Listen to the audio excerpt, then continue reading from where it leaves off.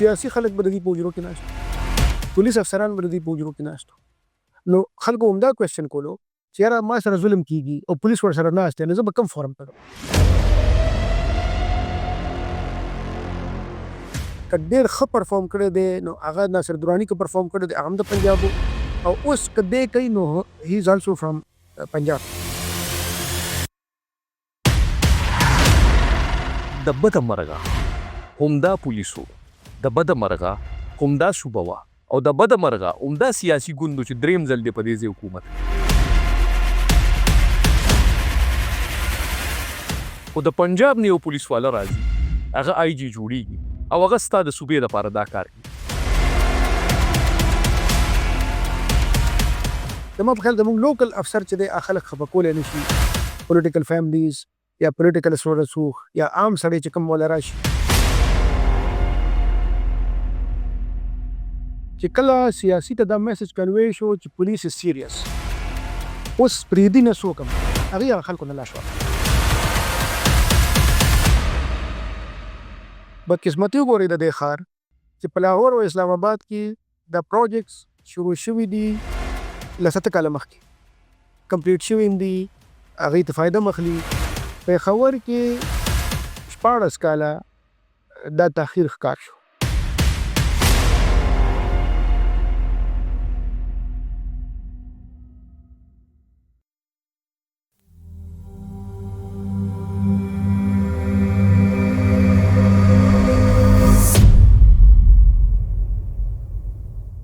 یو ځل بیا خپل پروګرام کې درته هرکلی وایم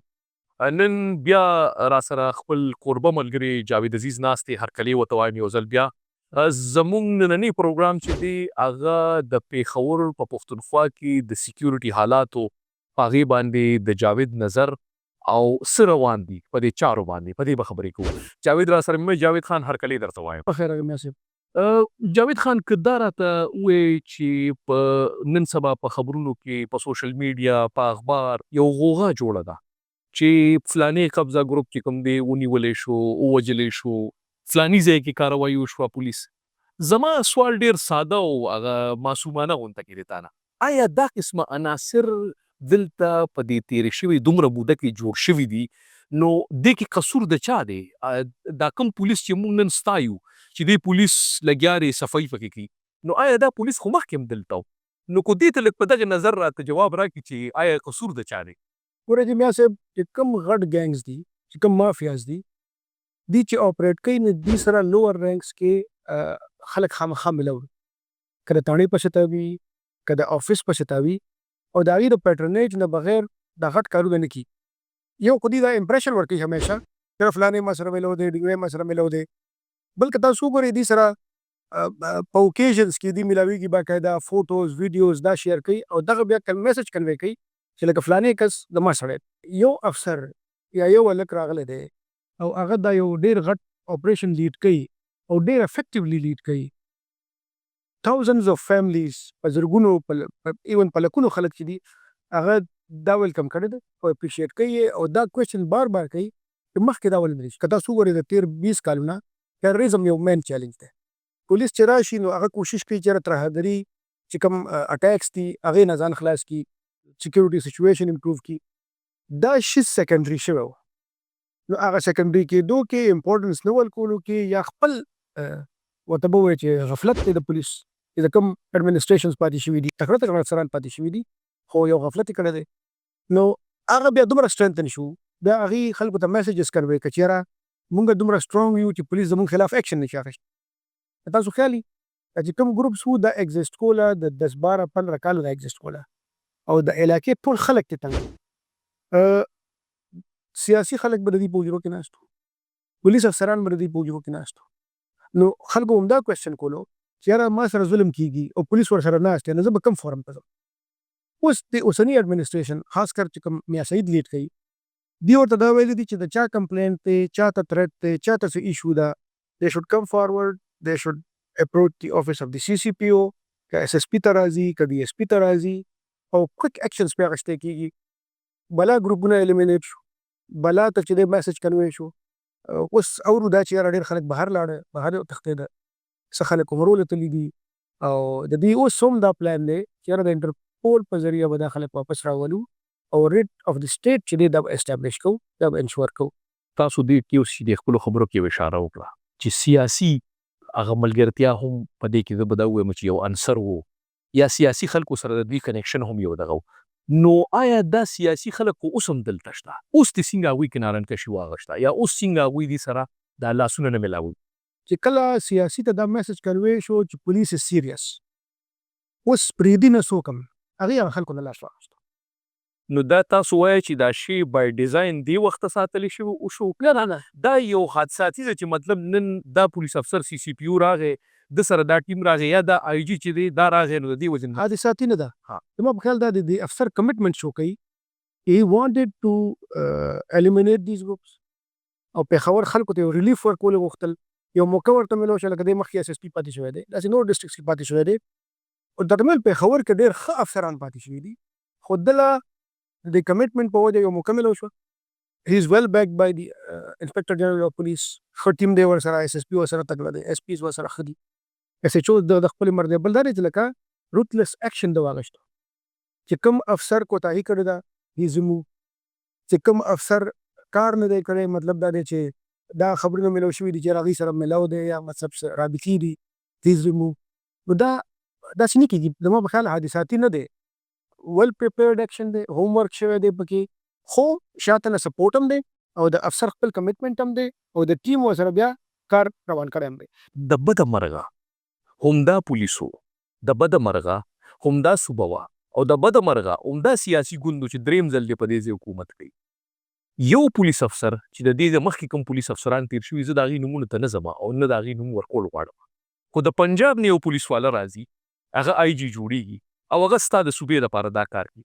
نو آیا دا زمونږ په ایز باندې یا زمونږ په اړخ باندې ډېره غټه کمزوري نه ده چې د پښتون افسر دلته وي او هغه یې نشي کولی او دا اوس چې کوم CCPO راغلی دی که د دې په لنډو دای کې جواب راکړي چې څومره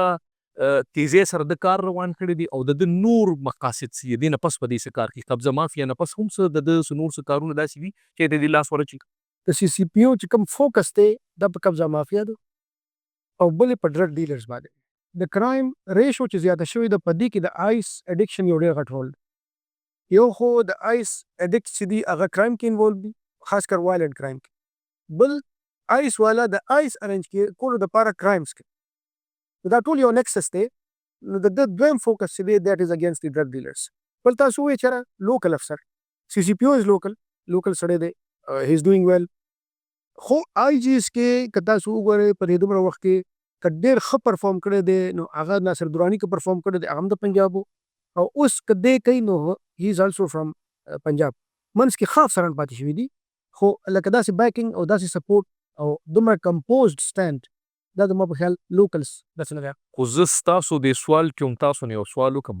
دا څه د دې وجه ده چې ګنې د پښتونخوا د وجې نه چې دا د پښتني افسر وي دلته تعلق وي نو ځکه څه نشي کولی. دغه یو ریزن دی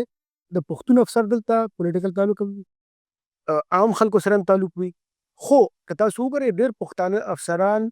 ډېر ښه آی جیز پاتې شوي دي ډېر ښه CCPs پاتې شوي دي نه صرف په KP کې بلکې په نورو صوبو کې. د بلوچستان آی جي د KP سره تعلق ساتي او ډېر ښه افسر دی لکه ډسپایټ چې هغه ډېر جونیئر و خو فیډرل ګورنمنټ هغه چوز کو چې یاره په بلوچستان کې چې کوم حالات دي او دا امپروف کولی شي نو دا دغه طاهر خان نامه ده هی از آی جي بلوچستان. نو پښتانه افسران څه ټیلنټ کمی نشته د کمټمنټ کمی نشته خو بعض اوقات د پنجاب افسران یا د بل ځای چې کوم افسران راشي د هغوی سټیکس نی دلته کې چې کله ستا سټیکس نی نو تا ته سټپس اخیستل اسان پریشر اخیستل تا ته اسان ته مطلب یو سړی خفه کولی شي. زما په خیال زموږ لوکل افسر چې دی هغه خلک خفه کولی نه شي پولیټیکل فیملیز یا پولیټیکل رسوخ یا عام سړی چې کوم مولا راشي نو زما په خیال دغه یو ډېر غټ ریزن. چونکې ګیر چاپیر اپریشن روان دی باجوړ کې اپریشن وشو په تیرا کې شروع کېدو واله دی تو ته په کوم نظر ګورئ؟ ګوره جي مخکې هم که تاسو کتلی چې کله IDPs راله نو پېښور چیلنجز زیات شوي وو نه صرف د سیکورټي ریلیټډ بلکې اکانومي بزنسز نور چیزونه هم ډېر زیات فرق راغلی و. زموږ میلمانه دي په سر سترګو خو لکه په دې کې چې کوم ایلیمنټس راځي د پولیس لپاره واقعي درد سر که هغه د باجوړ نه راځي که هغه د خیبر نه راځي که د وزیرستان نه راځي که د هر یو ځای نه راځي نو سټپس اخیستی کېږي خو چیلنجز زیاتېږي. بارډر بند شو تورخم بند شو غلام خان بند شو فینسینګ وشو د دې بل اړخ نه چې دا کوم سکیورټي کیسې شروع شوي دي یا کومې دې اړخ ته اوس ورو را روانې دي دا هم پکې یو کردار ادا کوي دا اړخ. بارډر مینجمنټ سیستم پخوا نه و. که تاسو کتلې په مومند به خلک راوړېده، باجوړ باندې به خلک راوړېده، وزیرستان باندې به راوړېده، په تورخم باندې به راوړېده. هغه سیستم کافي امپروف شوی دی د دې بارډر مینجمنټ سیستم د وجې. چې په اسلام آباد کې سیف سټي کیمراز ولګېدل، په نورو صوبو کې په نورو ښارونو کې هم لګیا دي، په پېښور کې هم ما اورېدلي دي چې اوس پای کار روان دی، بجټ وله منظور شوی دی په دې باندې.